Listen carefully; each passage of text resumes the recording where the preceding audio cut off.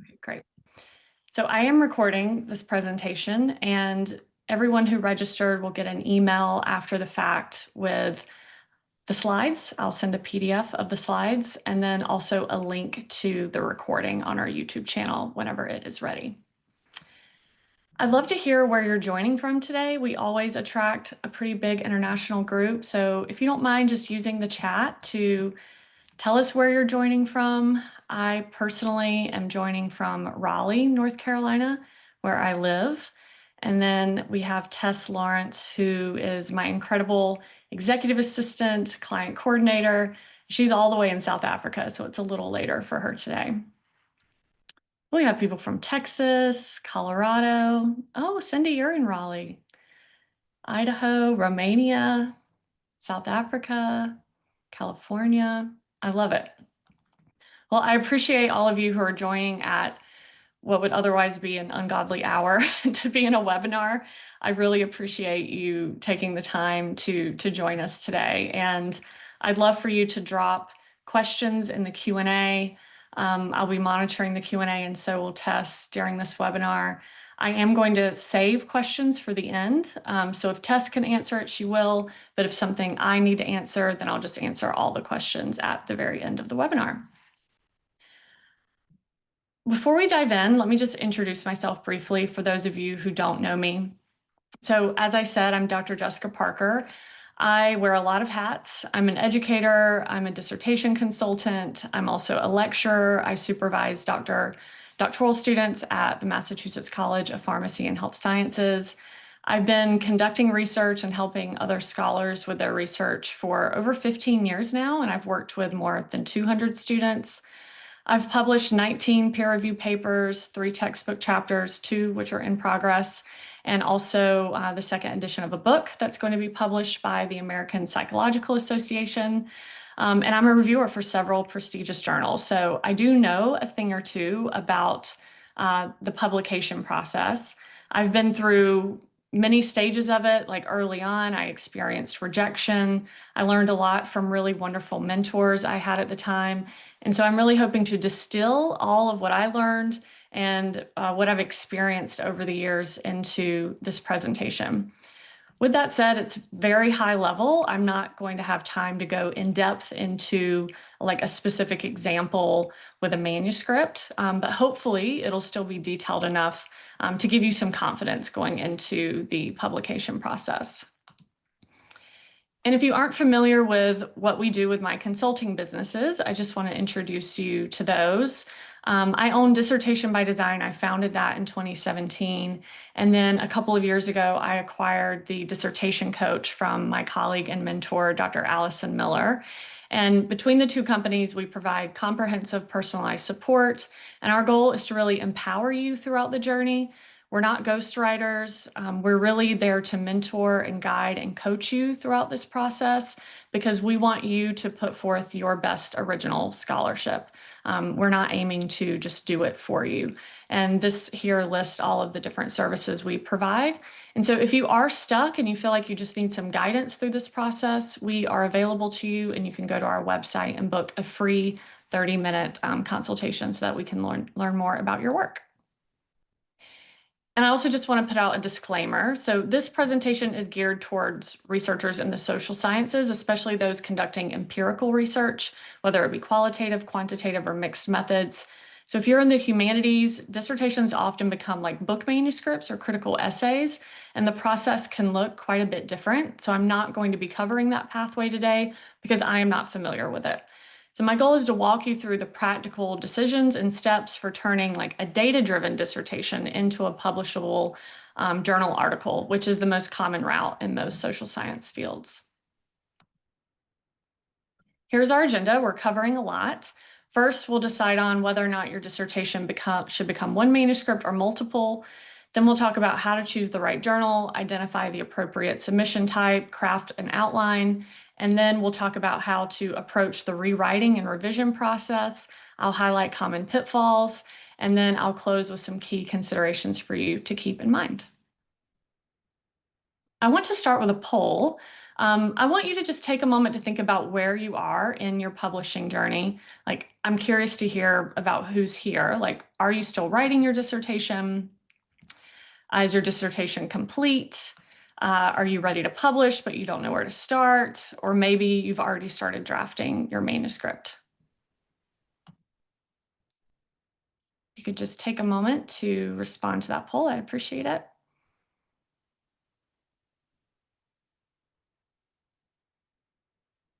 A lot of you are still writing your dissertation. A lot of you have completed it. Congrats, you're considering publishing. Yeah, and a few are there at the end. You're ready to publish, but you don't know where to start, or you've even started drafting it. So I'm going to share the results now. 32% of you are still writing your dissertation. So I'm going to share some information in just a moment to help you like anticipate what you're going to need to do before you graduate and upload to ProQuest.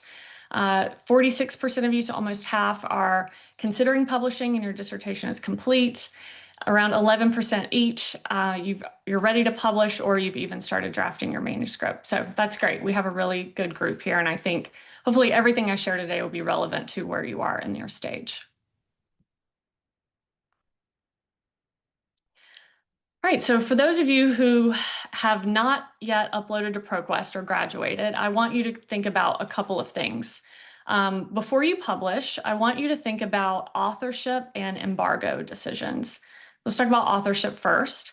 So if you collaborated with an advisor or a committee member, like all of you had committee members, and for some of you, your advisor or a certain committee member may have played a larger role than others, it's important to clarify like who is going to be an author on this manuscript and in what order. Like many early career researchers assume that if they did the writing and all the major heavy lifting, that they're the sole author. But that's not always the case. It's important to have a conversation early on and document it so there's no misunderstandings later. And then we'll talk about a few authorship guidelines to help you navigate that process in just a second. And then next is your embargo status. So an embargo is essentially a hold. It's a way to delay your dissertation from being publicly posted in your university's online repository or ProQuest. So when you embargo your dissertation, the metadata might still be visible, but the full text is actually hidden for a certain period. And some universities don't post dissertations in their online repositories immediately. And so while that's great for access, it can be a problem for journals that don't accept previously published material, even if it's a dissertation PDF. And so you may need to embargo your dissertation or extend an existing embargo before submitting your manuscript. It's important to read the journal's policies carefully on prior publication and preprints. And then when in doubt, just ask the editor. These are two, I'm going to show you the ICMJE and the APA authorship guidelines, just to give you a sense of what I'm referring to, because it does differ for different fields. So in medicine or public health, the ICMJE guidelines are extremely strict. You must meet all 4 authorship criteria, including being responsible for every aspect of the work if you're going to be listed as an author. And so those criteria are here on the screen. Like each author must have made substantial contributions to the conception or design of the work and drafting of the work and reviewing it for important intellectual content and final approval of the version to be published and agreement to be accountable for all aspects of the work. So those are the 4 criteria in the medical and health sciences. And then for the American Psychological Association, this style is used more commonly like in education and psychology. Their criteria focus more on collaboration and substantial contributions. It really emphasizes open discussion about who should be credited and in what order. So a lot of times when you're submitting a manuscript to an APA style journal, you'll list out like what the contribution was for each author whenever you're submitting the manuscript. And so again, this is why it's important to have those authorship conversations early and then refer to the specific guidelines in your field or target journal, because these small but really important details can help you avoid big conflicts later. And in terms of an embargo, I want you to just understand like why a dissertation would even be embargoed, because when I talk to a lot of graduate students, they've never even heard of this. And I added a link at the bottom in case you want to learn more about this with ProQuest. So first, there's a few reasons. Like if you're planning to submit your work to a peer-reviewed journal and you know that you're going to do that, then you might just go ahead and have an embargo in place. And with ProQuest, oftentimes you'll get the option of like 6 months, 12 months, and then you can go in and extend it. Also, if you have like really sensitive or proprietary data, or you're thinking about a patent in your work, you may want to go ahead and embargo. And so when in doubt, if you haven't already made this decision, you can just go ahead and embargo your work for at least 6 months. I also recommend just 12 to be safe, because it does usually take time for an article to go through peer review, and it takes time for you to condense it into an actual manuscript. If you haven't done this and you're freaking out because you're hearing about this now, don't panic. Many journals don't consider a dissertation in an online repository a publication because like ProQuest or University Repository is not a publisher. It's like a dissemination channel. So I don't want you to think that you can't publish your research if you didn't embargo it. I just want you to be aware of this. Knowledge is power. Okay, now that we have that out of the way, which is important, I now want to jump into like the process itself, like the decisions that you're going to make very early on when you're thinking about turning your dissertation into a manuscript to submit to a peer-reviewed journal.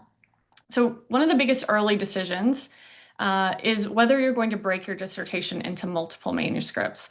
Now, if you've published like a 3-chapter dissertation, or you wrote a 3-chapter dissertation, this is going to be more obvious to you. But if you're in a program where you wrote a standard like 5-chapter dissertation, then this is an important decision for you to think about because it might not be as clear. And so when you're thinking about multiple manuscripts, I want you to ask yourself these questions. Like, how many research questions do you have? If you have multiple, then could each question stand on its own with its own introduction and background, methods, results, and discussion? Because you don't want to self-plagiarize. You can't just copy and paste material from multiple manuscripts. It's like double dipping. What about your data sets? Are your data sets or your methods completely independent? Can each manuscript make a really clear self-contained contribution? Or would splitting it dilute the coherence of the material? Would it be too difficult for the reader to follow? Because if everything is too interconnected, then splitting it could just weaken your overall contribution.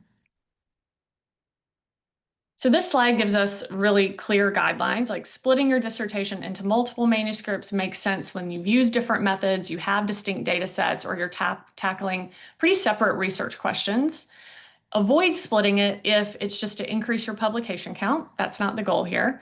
Or if you find yourself, reporting a lot of information again and again, or you're stretching the content a bit too thin, then that's kind of a sign that you really shouldn't be splitting your dissertation into multiple manuscripts. So let's walk through like a practical example of when a dissertation would and should be split into 2 manuscripts. Like this is a topic that I made up just for the purposes of this, but let's say you have a dissertation, it's a 5-chapter dissertation about adolescent mental health, and they used mixed methods. Perhaps the core of the study is like a survey of 300 adolescents with in-depth interviews. So I'm not suggesting that you split that data into 2 manuscripts. What's actually interesting about this dissertation is they had a methodological innovation.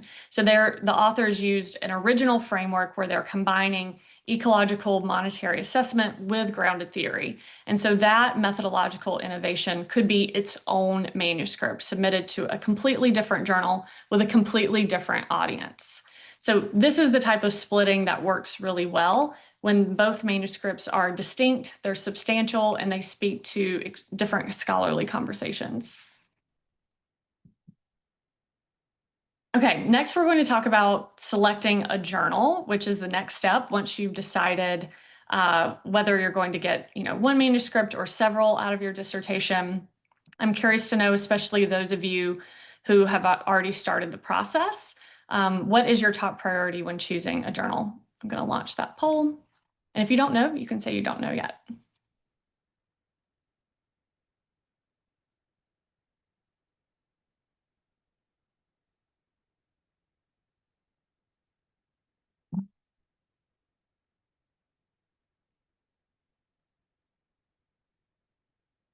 Oh, this is pretty split.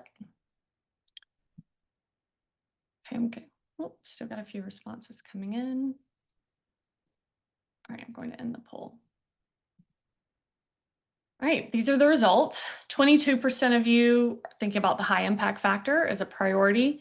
35% think about the audience fit. That's good. 14% open access, and then 22% I don't know yet, and that's perfectly fine. Hopefully you'll have a clearer idea of what your priority should be after these next couple of slides. I know when I was just starting out, the very first manuscript I published for my master's thesis is I immediately picked like the most rigorous high impact journal in my field. And I'm glad that I did. I was very nervous. I thought it was going to get rejected, and it actually got accepted. And that was one of the first lessons I learned from my mentor. I don't recommend doing it just because it's high impact. It actually was a very good fit. So you have to think about the audience, but they can always reject it and you can try again. Like, rejection doesn't automatically mean that the research is poor quality. Oftentimes it's because the journal just isn't a right fit. But there are specific factors that you should consider. So when choosing a journal, you want to be strategic. Like, who is the audience? So that is my priority when I think about publishing, especially because at this point in my career, I'm not trying to get tenure. So I don't have to think about the tier of the journal or the impact factor. I'm actually more interested in making sure that my research reaches the broadest audience possible who might be interested in learning about my work. And so I always think about audience.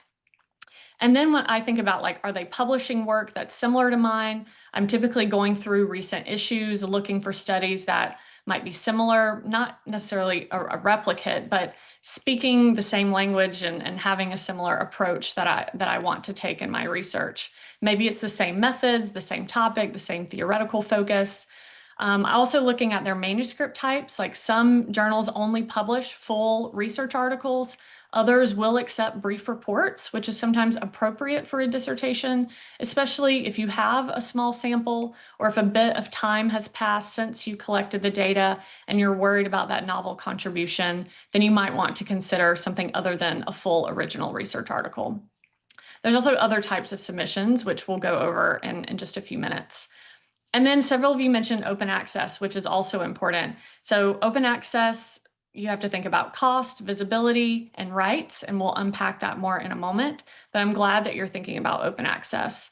There are some really helpful tools online that can help you select the right journal. There's Journal Finder. You can use Elsevier, Springer, and Jane. You can also look at the reference list in your dissertation and look at what journals have been cited the most. That can also be a really good clue as to what a potential target journal might be. So several of you mentioned impact factor, so I want to touch on that. Impact factor is just a way of ranking journals by how often their articles are cited on average over the last 2 years. So it's not a measure of quality. It's not about the quality of the research, but it's a citation average across a journal. So this table was taken from the journal citation reports, and it shows how truly rare high impact journals are. Like, out of over 21,000 journals, only 144 have an impact factor above 20. That's less than 1%. And if you're looking at journals with an impact factors of 10 or more, you're already in the top 2.3% of all journals.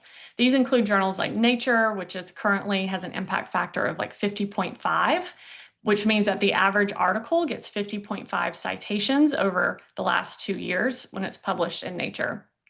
So it's important to find a journal where your article fits well and will be read by the right audience. It might not necessarily be very important for you to hit one of these journals with an incredibly high impact factor. I know that most of the journals I've been publishing in lately are around a 1, 2, or a 3 impact factor, and that's where a majority of those journals fit in this table. And so impact factor is great, but it can be misleading, especially if you're new to this. So think of it as, like I said, a journal-wide citation average. It's not a quality score for your article. And if you're in the social sciences, many respective journals have impact factors in the 1 to 3 range, and that's completely normal. And if you're working in more of a practitioner-oriented or a mixed method space, some of the journals may have lower impact factors, but they have a greater real-world reach. And so these are really important things that you should be considering. Don't let impact factor be your only consideration. And then open access. A lot of you mentioned open access, and I'm glad that you did because it's important. Open access can increase your visibility, because then anyone can read your work without a subscription to the publisher or the database. But it also oftentimes comes with a fee called an article processing charge, or APC. There are several models of open access publishing. Some journals are fully open access, others are hybrid. Most are hybrid these days, meaning that you could choose to make your article open access and pay the APC, but you don't have to. You have a choice. Some publishers are green open access, where you can upload a preprint or a postprint to a university repository or a platform like Archive. But before you submit, while you're selecting the target journal, I want you to look at the open access policy so that you just don't have any surprises. You don't want to put all of this work into a manuscript, because I am going to teach you how to tailor your manuscript to the target journal, and then suddenly realize that you have limited options or you can't afford the article processing charge. I do want to mention that universities often have agreements to cover article processing charges. I know the two manuscripts I recently had published, my university had an agreement with those publishers, and so I did not personally have to pay the article processing charge. And so contact your librarian if you're not sure and you want to get that information. But I just want to show you what kind of this looks like in practice when you're trying to figure out, like, is an article open access or not, and what you might be paying. And so I took this screenshot from the Journal of Adolescent Research, which is published by Sage. This is a hybrid journal, meaning it publishes closed and open access, and you have a choice, which is honestly the case for many journals. And so if you're looking at the recent articles published in this journal, you'll see this little lock. And the journals that are locked would have a $0 open article processing charge, because you're not paying for open access. But it also means that you have to pay to view the article as a reader if your university doesn't subscribe to that publisher database. And then when you see like an open lock, that means open access. And so for Sage, I looked up like what an author has to pay for open access, and it's around $3,650.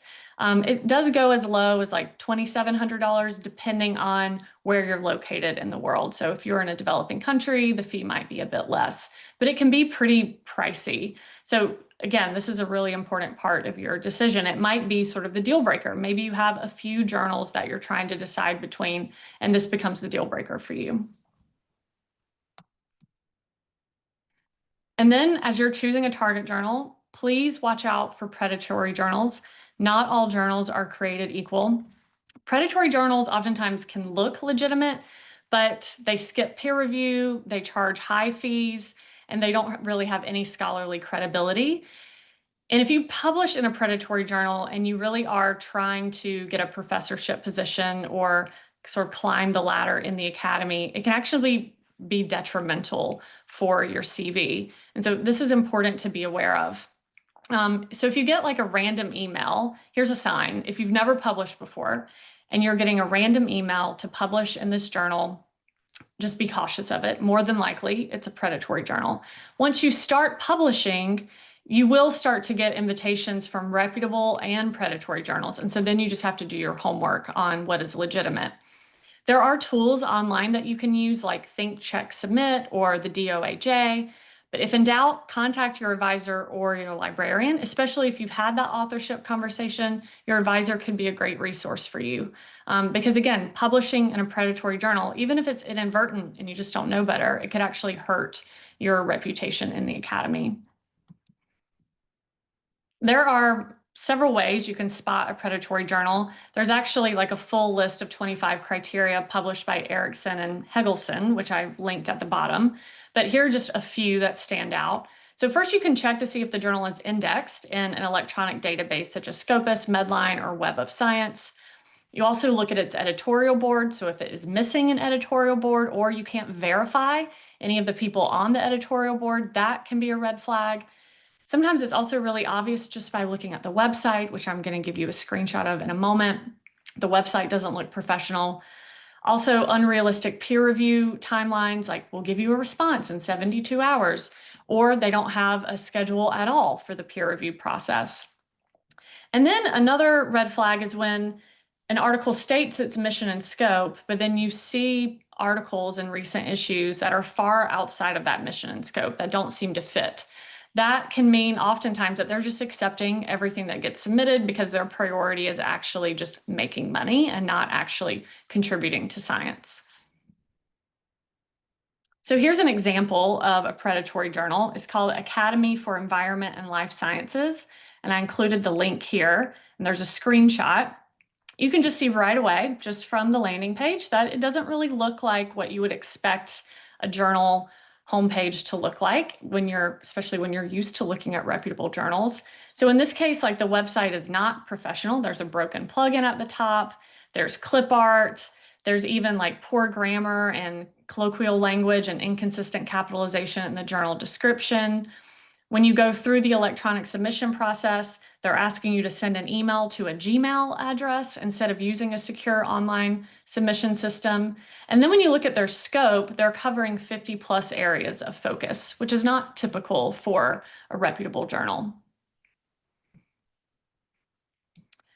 Okay, so once you've selected your target journal and hopefully have avoided selecting a predatory journal, the next step is to think about your submission type. For most of you, you're going to fall into like the original research article or brief report short communication categories if you've collected data, done empirical research, and you're in the social sciences. But you might also have a method article based on a new method that you've developed. It might be a review article, especially if you've done a 3-article dissertation and you were required to write like a scoping review or a narrative review as part of your dissertation. Usually your dissertation would not fall into the category of a commentary, but it's important to know what these submission types are, because there are going to be really clear guidelines around the word count and how it should be structured. And so you're going to want to look at examples of those submission types to make sure that you're working within the confines of what the editors want you to do with your submission.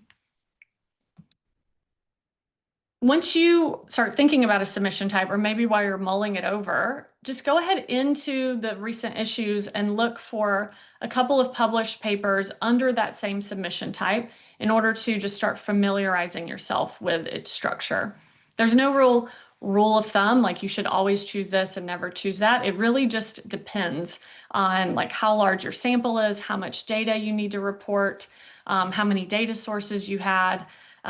Sometimes it is really clear that it needs to be a short report, and sometimes it's a little more difficult to know. And once you look at a few articles, it becomes more clear.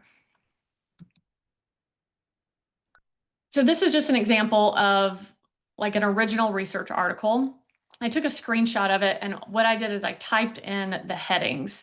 So when you're looking at, an article, you might just go ahead and craft an outline of the high-level structure to look at the difference between like an original research report and maybe a short report or brief communication. In this original research report, which is quite lengthy, they had subheadings within their introduction.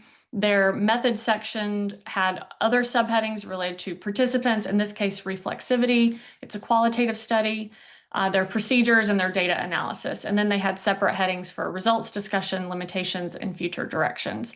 If you're doing a short report or a brief communication, it's a condensed version of this. It's oftentimes the same structure, but you're not going to have room for multiple subheadings under a main heading. Like the introduction might be a paragraph instead of a page. Oftentimes in the social sciences, when we're doing empirical research, we are following the MRAD framework. And so I wanted to include this here for you. This is a widely accepted framework in the social sciences. It follows the introduction, methods, results, and discussion.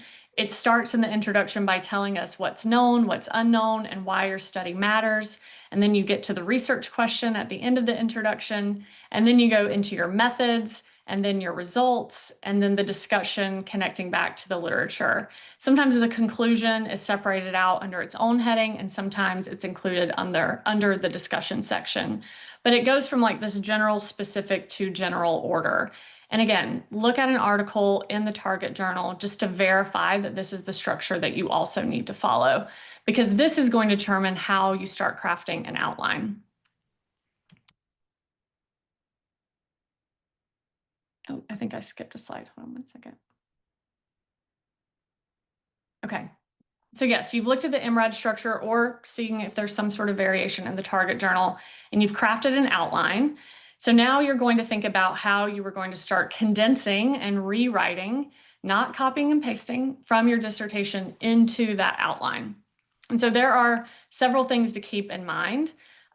First of all, you're not submitting your dissertation, you're creating an entirely new document with a refined purpose and a new audience. You're not writing to the same audience. And a big trap that many people fall into is trying to cut and paste their dissertation chapters into an article. And that almost never works because the tone, the purpose, and the level of detail are going to be completely different. Maybe that's a starting point for you in a draft, and then you go in and revise, but you're not going to just keep that copy and pasted material. And why? Because in your dissertation, you were proving that you understood the literature, the methods, and the theory. You're demonstrating your knowledge through your writing, and you had to justify every decision because you were being evaluated by your advisor and your committee. But now in a journal article, you already have credibility. You don't need to walk the reader through every decision and citation that influenced and defended why you made certain decisions. You're focusing on what your contribution is. You're using an active voice. You're cutting unnecessary qualifiers. And you're replacing those qualifiers with really clear, direct statements. You're also removing language like in chapter 2, I reviewed, or this study was conducted as part of a doctoral dissertation, because that type of information is irrelevant in a manuscript. And then after you're rewriting, go ahead and read it out loud. I recommend this for any writer, because when you're reading it out loud, it's going to be easier to find and identify those areas that need additional work or trimming in your writing. And I don't start writing from top to bottom. When I'm developing a manuscript, I always start with the methods. And I do that because it's the most straightforward section to adapt. It's often just factual, procedural. It doesn't require a ton of rewriting. You just need to trim it down and align it with the format of the target journal. And I like starting here because it gets you moving without the pressure of big narrative decisions. And then once your methods are in place, your results follow from that. So report the results that answer the research questions that you are using in this specific manuscript, especially if you've decided to split your dissertation into multiple manuscripts, not the entire dissertation itself. So stick to the story your data tells and choose only the figures and tables and stats that serve that purpose. So this is a big difference from your dissertation. You're not going to have space, like let's say you were doing a quant study. In your dissertation, you're typically talking about how you tested for assumptions, and then you're giving tables and figures that show the results of those assumptions tests, like histograms and scatter plots. You're not going to be doing that in your manuscript. You're just going to have a statement about whether or not your data violated assumptions and whether you went toward like a parametric or a non-parametric statistical test.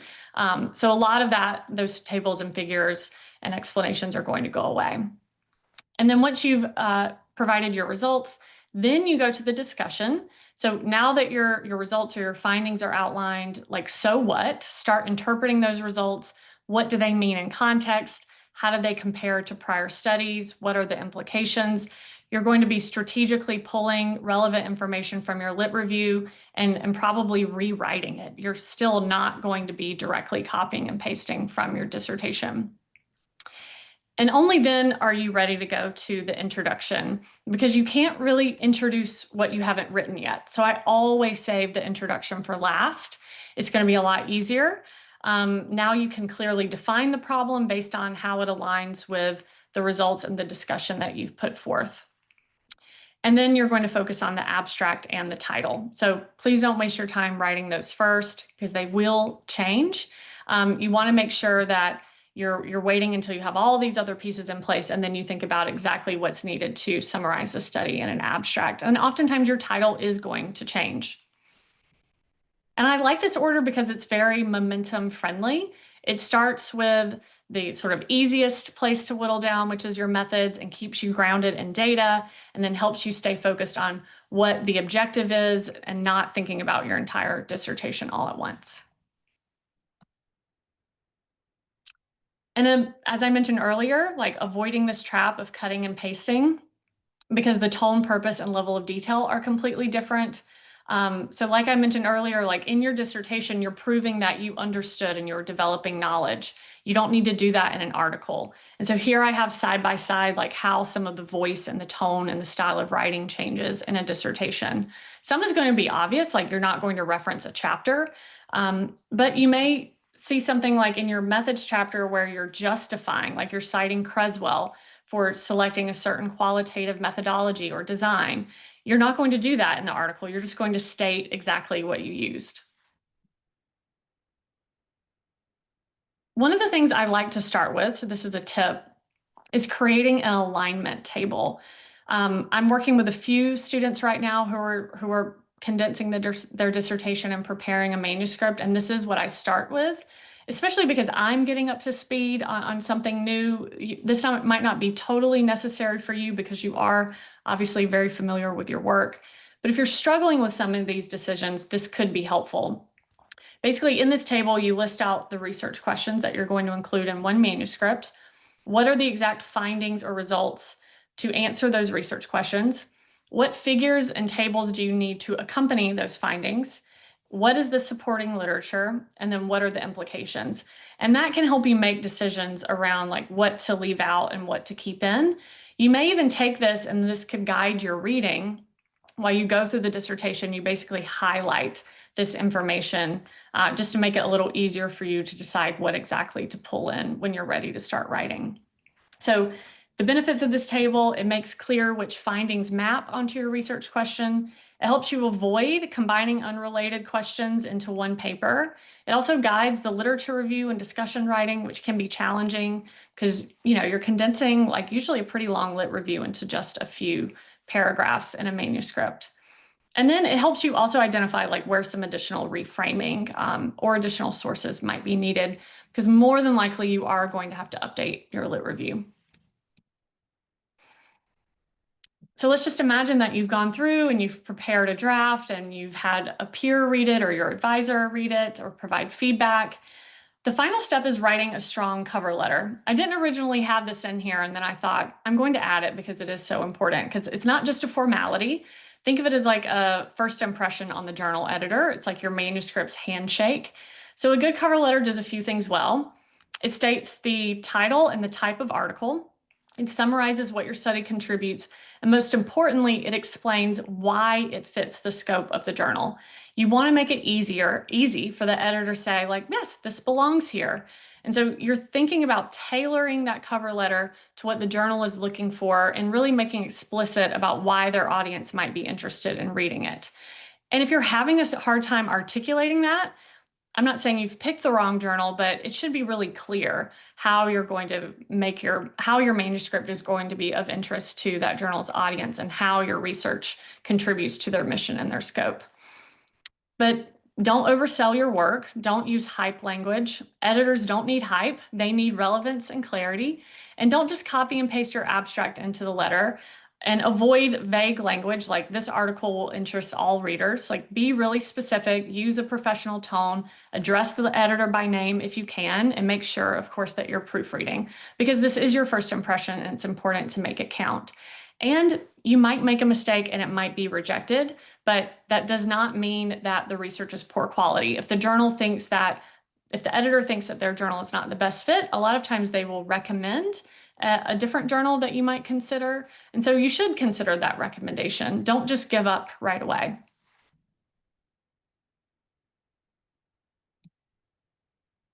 Okay, I've covered all of the high-level steps. Now I want to touch on some common pitfalls, and then I'll talk about important considerations before I open it up for Q&A.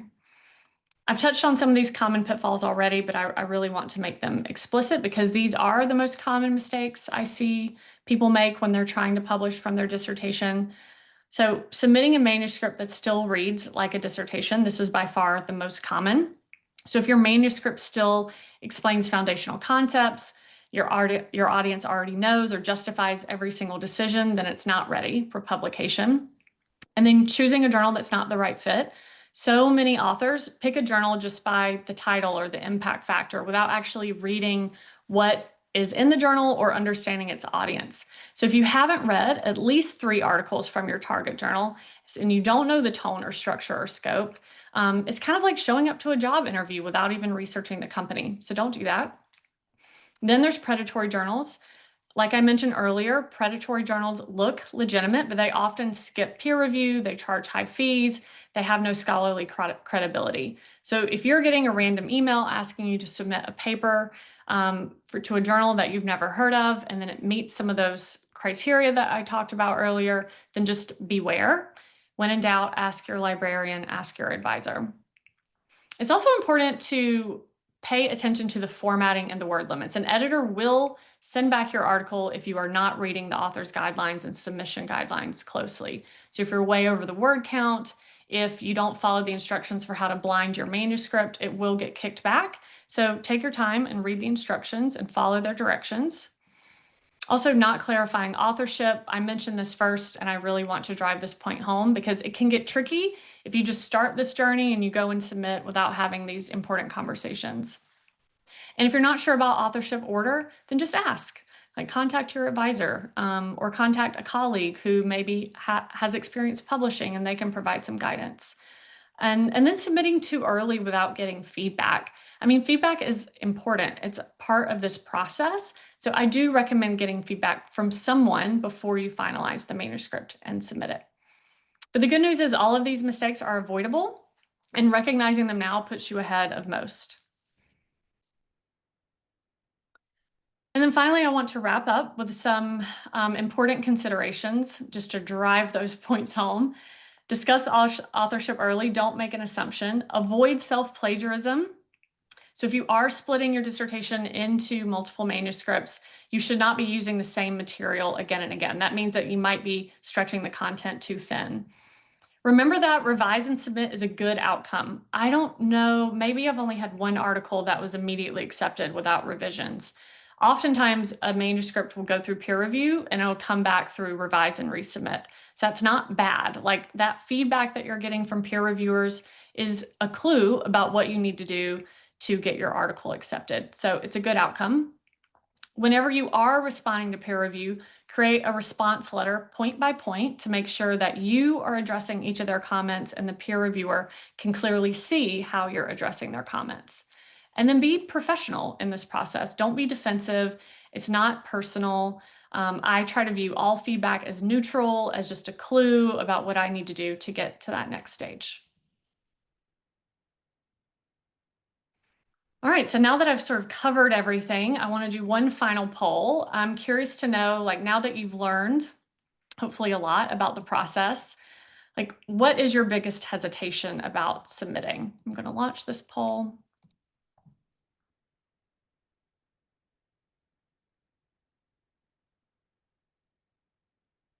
It's not letting me launch. Hold on one second. Let me try this again. Oh, it's not letting me launch the poll. If you want to add something in the chat, like maybe it's not on this list. I'm curious to hear from you. Like, what is your biggest hesitation now that you've heard about some of the common pitfalls? Is there anything that's really top of mind for you that you're particularly worried about? I'm going to open the chat. Not knowing how to condense the content. Getting a lot of B's. Too busy. Yeah, it's time consuming. Both A and B, choosing the wrong journal. Yeah, so for a lot of you, it's multiples of these. Imposter syndrome, yeah. This is good. Thank you. All right, I just have a final closing thank you slide with our contact information, but I'm going to close out and then just open it up for questions. I'm going to stop sharing my screen. Tess, were there any questions in the Q&A that, okay, I have it pulled up here.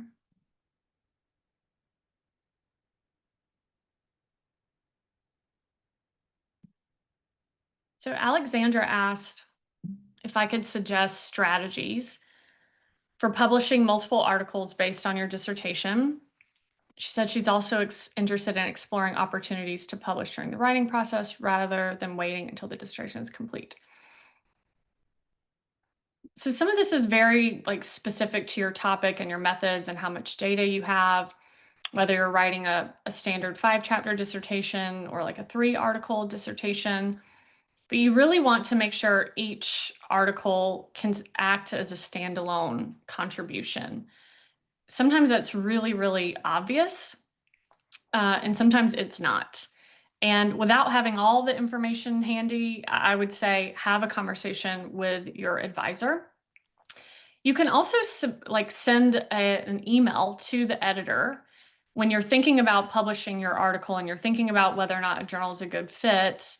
Um, you can ask the editor if they would welcome your article as a contribution, especially if you see that the journal is focusing on a special issue and you're not sure how your article might fit into that. But Alexandra, I definitely recommend talking to your advisor about it because I'm not quite sure if you're doing like a 3-article or a standard 5-chapter, or if you have really clearly delineated research questions with separate data sources.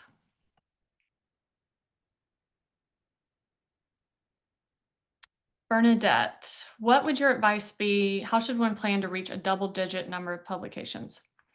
You do a lot of research. You have to write a lot. I mean, most of my publishing happened when I was working full-time as a research director. We were publishing 5 or 6 articles a year, and it was my full-time job. It takes a lot of effort because, again, it's not like you're just publishing for the sake of publishing. You really want to hopefully be contributing to knowledge or expanding existing knowledge. And so that takes time. That type of contribution is time-consuming to do it well.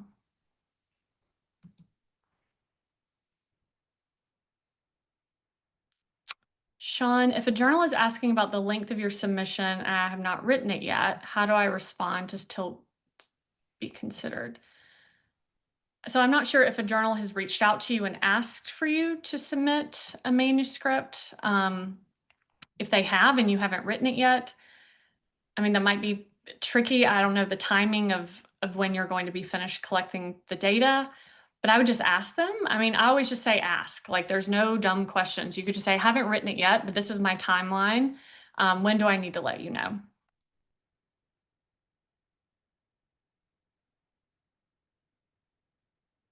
Boaz, when working with advisors or co-authors, it's a human-to-human activity. When you publish to a journal, it seems impersonal. Is this a beginner issue? I'm not sure exactly what you mean, Boaz. Can you maybe clarify?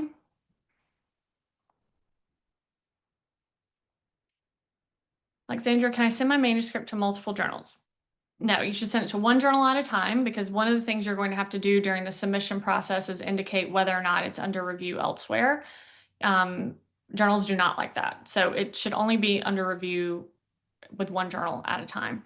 And that's why it's important for you to think about the timeliness of your data. I'm currently publishing in AI. So one of the things I look at now is how long does it take to get through peer review and to get this article published? Because if it takes a year, I don't even know if this AI data is going to be relevant. And so I really started targeting open access journals that have a shorter peer review schedule. The really, really high impact journals do tend to get a lot more submissions. And so it does tend to take longer. And so these are things that you should think about because you shouldn't be submitting to multiple journals. You really need to wait until a decision is rendered before you submit to another journal.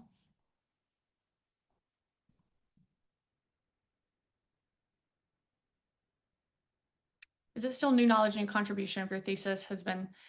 Yeah, so Nell, if it's in your university repository, that is not considered a published dissertation or thesis because that's a dissemination channel.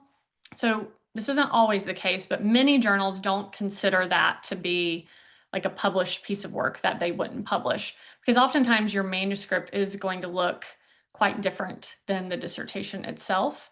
But when in doubt, you can always ask the editor of the journal. You can write them an email, explain what your study is about, and explain your concern. And they will get back to you and be honest with you. But I've seen it on both. I've seen it on both sides. It's very journal. It can be very journal dependent. but it's not a definitive no. Okay, Boaz, you clarified. There's a whole process behind the submit button. Can we trust that process, or do we need to contact editors before? I mean, yeah, if it's a reputable journal, then you can trust the process. I mean, most journals are very clear about what's happening behind the scenes. Some will even have like a workflow showing you like the time frame when it goes to the editor, when it goes to the reviewers, and how many reviewers. Oftentimes you can log into a portal where you can see what the status of the manuscript is and manage the submission process. But if you are in doubt, if you're really torn about whether or not the article is relevant, you can send the journal editor an email to just ask them if they feel that their journal is a good fit for your article. And they'll usually get back to you, and they'll be honest with you or make a recommendation if they don't think they're the best fit. These are great questions.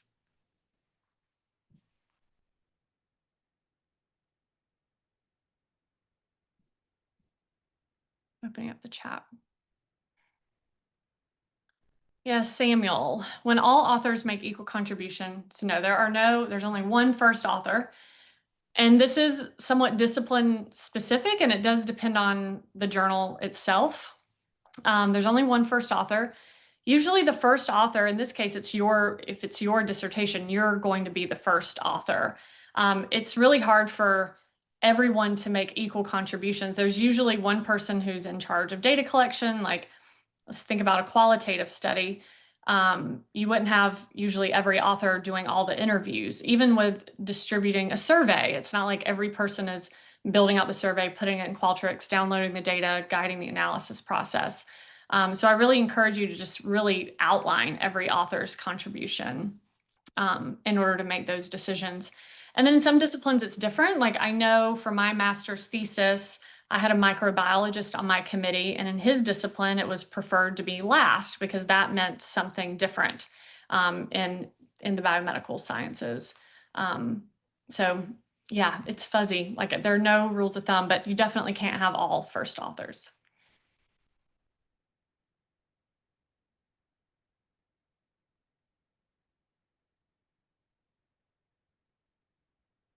Just looking at, you have more questions that you want answered live, please put them in the Q&A. It's easier for me to track them there.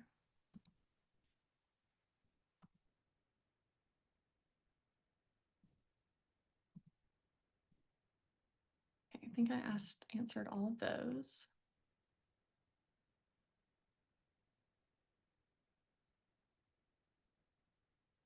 Yep, everyone's going to get a recording. It usually takes about 24 hours, along with a copy of the slides that I used today. Oh, someone asked about self-plagiarism. So self-plagiarism would be if you're like copying and pasting. Let's say you are trying to get 2 manuscripts out of your work, and you're copying the same material from one manuscript to the other. Usually that's a sign that your content is too thin and you probably don't have enough content for 2 manuscripts. But when you were verbatim copying yourself, that is self-plagiarism. So don't do that. Paraphrase or consider what it is you're doing that's putting you in a position to self-plagiarize, because perhaps you're not making the best decisions about how you're using the content.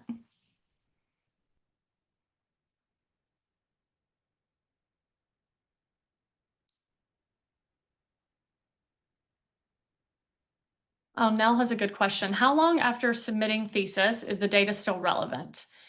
Because it may be years. So it does depend on like how topical the research is. Like just using my research that I'm currently doing as an example, where I'm doing research on AI and these different large language models that are changing weekly, monthly. And so if I'm collecting data now, I wouldn't want to publish it several years from now because it's not going to be meaningful. It's not going to be relevant, more than likely. So that's really what's important. Like if there's been research that has come out since you collected your data that makes your data irrelevant, then it's something to think about. It's hard to just have a rule of thumb. It really is a case-by-case basis. It depends on how concentrated your area of focus is.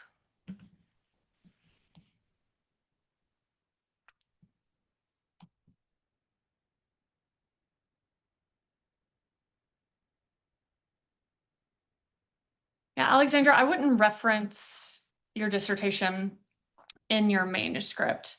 You definitely need to pull what's needed from your dissertation into the manuscript and just include it there.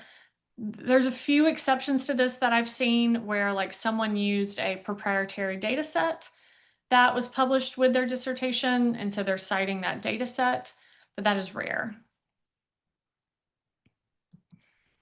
Bernadette can use the same sample twice. Again, it's hard to answer this without having more information, but that's kind of double dipping in many cases. Like if you're using the same sample and the same data source and you're just trying to like squeeze as much research out of that sample and data source as possible, then you may be entering into that territory of you're thinning out your content too much by trying to get multiple publications out of it. Not always the case, but answering that is pretty context specific.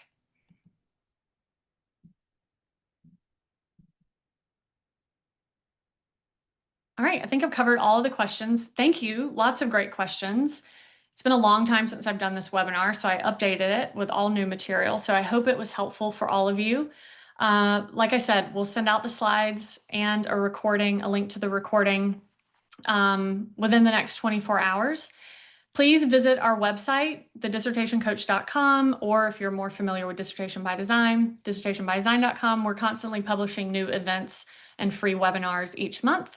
We'd love to have you join them in the future. All right, take care, everyone.